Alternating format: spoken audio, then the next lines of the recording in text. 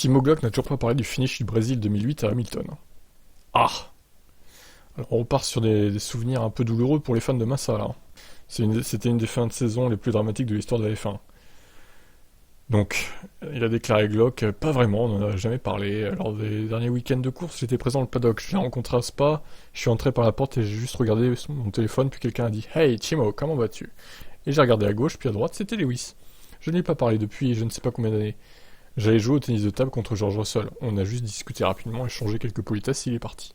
Mais Lewis est dans son monde. Quand il est dans un week-end de course, il donne l'impression qu'il ne souhaite pas être abordé par quelqu'un ou avoir une petite conversation.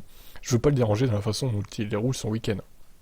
J'irai jamais dans le motorhome comme ça pour lui demander de discuter avec lui de 2008 maintenant. Si ça arrive, ça arrive. Si c'est pas le cas, c'est pas le cas.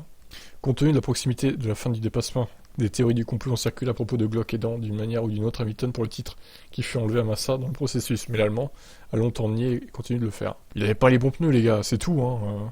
Lui au moins il s'est pas craché comme Latifi à Abu Dhabi pour provoquer un safety car quoi. Hein. Ça n'a pas changé ma confiance en moi, je ne comprenais tout simplement pas pourquoi les gens pensaient que je l'aiderais ou j'aurais fait de Lewis le champion du monde. Je roulais pour Toyota, je ne suis pas anglais. Pourquoi devrais-je faire Lewis le champion du monde?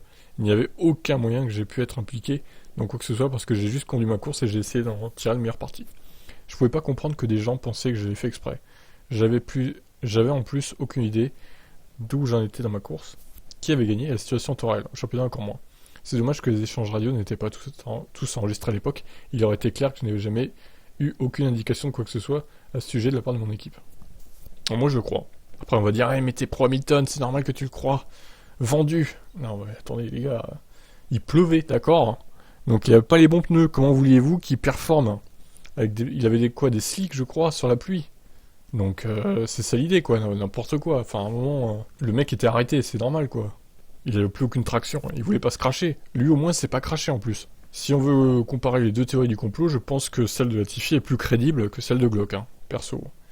Après bon je dis pas non plus que c'est fait exprès de côté de Latifi, mais bon. Si on voulait comparer, je dirais que celle de Latifi est plus crédible. À mon goût. Qu'est-ce que vous en pensez? Ciao.